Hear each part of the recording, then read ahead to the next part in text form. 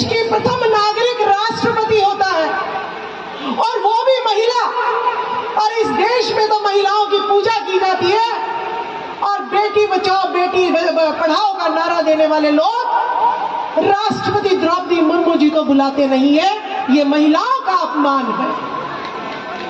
तो आज के दिन इतिहास में लिखा जाएगा कि आपको हमने इतनी रिक्वेस्ट की कि आप राष्ट्रपति द्रौपदी मुर्मू जी से नई संसद का उद्घाटन कराएं, लेकिन वो बात मानी नहीं गई। आज भी ये स्त्रियां शूद्रों से भी नीचे हैं। आज भी जय संविधान, नमो बुद्धाय। आज बुद्ध पूर्णिमा के दिन, बुद्ध ज्ञान के, सभी दिन ज्ञान के होते हैं, बुद्ध के होते हैं, लेकिन सबसे बड़ी दुख की खबर यह है कि आज जो नई संसद बनी है उसके उद्घाटन के लिए हरियाणा में भी मेरी डिबेट हुई थी, और सभी विपक्षी पार्टियों ने कहा कि जो देश की प्रथम नागरिक है, देश की प्रथम नागरिक राष्ट्रपति होता है, और वो भी महिला।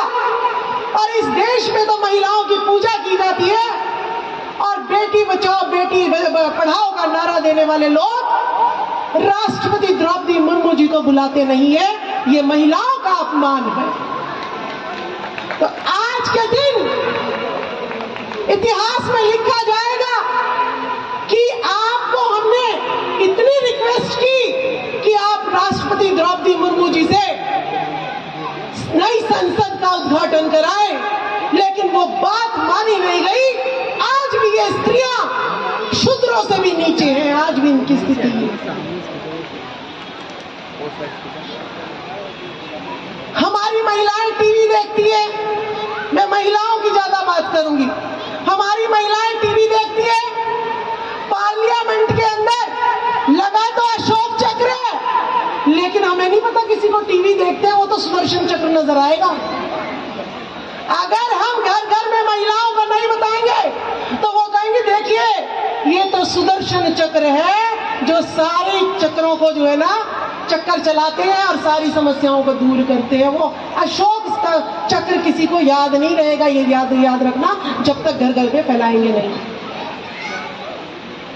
तीसरा मैं कहूंगी, गर्भ संस्कार करना पड़ेगा आप लोगों को।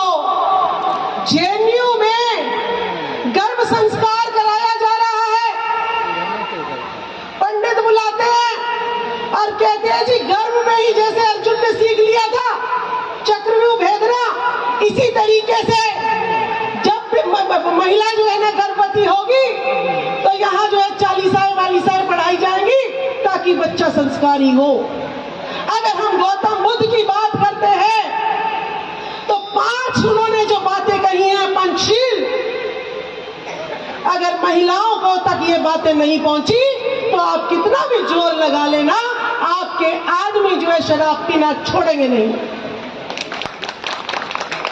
देखिए, अगर आप महिलाओं के गर्भ में संस्कार करें कि पंचशील अपनाना होगा, महिलाओं को पता हम चलना चाहिए कि वो कौन लोग हैं जो आपके आदमी और बच्चों को नशे की तरफ ले जाते हैं। इसका खोज महिलाओं को करनी पड़ेगी, तभी वो अपने बच्चे को, जब लड़का पैदा होगी तो उस लड़की पैदा होगी तो उसको नशे से दूर रखने के तरीके बताएगी और उस पर नजर रखेगी, तभी नशा जो है दूर हो सकता है, नहीं तो नशा दूर नहीं हो सकता। दूसरा जो गौतम बुद्ध जी ने कहा कि व्यभिचार, जब तक महिलाओं के गर्भ में ये संस्कार नहीं डालेंगे कि पराई स्त्री या पराई मर्द की तरफ देखना पाप होता है, वो अपने बच्चों के अंदर ये संस्कार डालेगी जन्म से ही कि बेटा, कि आप टीवी दिखाता है कि भैया लड़की 16 साल की भी नहीं हुई और उसका कोई बॉयफ्रेंड होना चाहिए, गर्लफ्रेंड होनी चाहिए, और कॉलेज तक आते आते अगर आपकी बॉयफ्रेंड गर्लफ्रेंड नहीं है तो ये तू लड़का ही नहीं है, तू लड़की ही नहीं है। तो यानी माँ को ये सिखाना पड़ेगा गर्भ में बच्चे का, बच्ची को, कि ना तो बॉयफ्रेंड बनाना ना गर्लफ्रेंड बनाना। शिक्षा लेने गए तो शिक्षा ग्रहण करना, शादी तो आज नहीं कल होके रहे। जब माँ अपने बेटे में ये डाल देगी कि भाई दूसरी शादी नहीं कर सकता, बाबा साहब ने बहु विवाह को रोककर सिंगल विवाह की तरफ तलाक लेगा तब दूसरा विवाह होगा, या अगर कोई मर जाता है तो दूसरा विवाह होगा। तो अगर ये महिलाएं गर्भ संस्कार इनका नहीं होगा तो इन्हीं के सामने, आंखों के सामने लड़का दो बीवी रख के ले आएगा। आज भी मैं उधर हरियाणा में एक लड़का मर गया, उसकी 2 बीवी थी, 4 बच्चे थे, दोनों विधवा हो गई। आज भी ये काम हो रहा है। तो यानी महिलाओं पर काम करना पड़ेगा। झूठ नहीं बोलना चाहिए, चोरी नहीं करनी चाहिए। अरे गौतम बुद्ध की सारी बातें तो तभी विचारों में आएंगी जब तक महिलाओं के गर्भ संस्कार नहीं होंगे। वो अगर गर्भ संस्कार कर सकते हैं तो क्या हम गर्भ संस्कार नहीं कर सकते? ये 50% जब तक नहीं जागेगा हमारा देश यूं ही गुलाम रहेगा।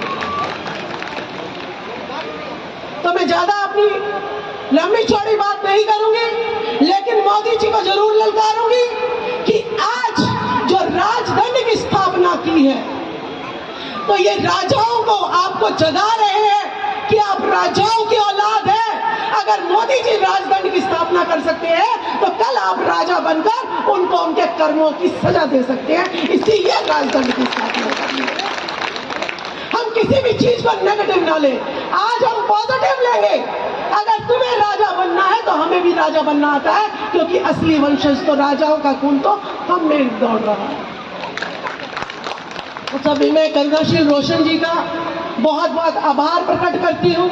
मैं एक दुविधा में जरूर रहती हूँ कि मैंने नौकरी क्यों छोड़ी। अगर नौकरी होती तो ये लोग जो है आरक्षण की वजह से, बाबा साहब की वजह से, ज्योतिबा फूले की वजह से, सावित्रीबा फूले की वजह से पढ़ जाते हैं, साहू जी महाराज की वजह से पढ़ जाते हैं, नौकरी लग जाते हैं। लेकिन जो सामाजिक रास्ता दिखाने वाले लोग होते हैं वो बेचारे अपना सब कुछ त्याग कर भी बड़ी कठिनाई से अपनी बातों को, अपने विचारों को जो है आगे रखते हैं। तो मेरे को बड़ी तकलीफ होती है कि मैं ऐसी पैसे की हेल्प नहीं कर पाती हूँ। अगर मैं नौकरी करती क्या पता मैं कर पाती, लेकिन अब जो है वो समय गया। मैं सोचती नौकरी करूँ या जगाऊँ, दोनों मेरे पास जो है ना उलझन का एक वो रहता है मेरे पास। तो बहुत बहुत धन्यवाद करुणाशील रोशन जी का। आप इसी तरीके से लोगों को जगाते रहिए और महिलाओं की जागृति पर बहुत जो है ना ध्यान देने की जरूरत है। एक बार मातृशक्ति के लिए सभी जोरदार ताली बजाएंगे। मातृशक्ति जिंदाबाद, मातृशक्ति जिंदाबाद। ये मेरी महिलाएं जब तक दहाड़ेगी नहीं, जो दहाड़ता है तो ही लोग डरते हैं, और जो मिमियाता है उससे लोग डरते नहीं, उसकी गर्दन काट देते हैं। तो जब तक ये महिलाएं दहाड़ेंगी नहीं तो जो कोंडली कांड हुआ है वो आपके साथ भी हो सकता है। दिल्ली में ऐसे कांड हो जाते हैं आपको पता भी नहीं लगता बहन बेटियां कहाँ चली गई। बहुत बहुत धन्यवाद। धन्यवाद बहन जी। मातृशक्ति के नेतृत्व में आप एक शेरनी की तरह अपनी आवाज को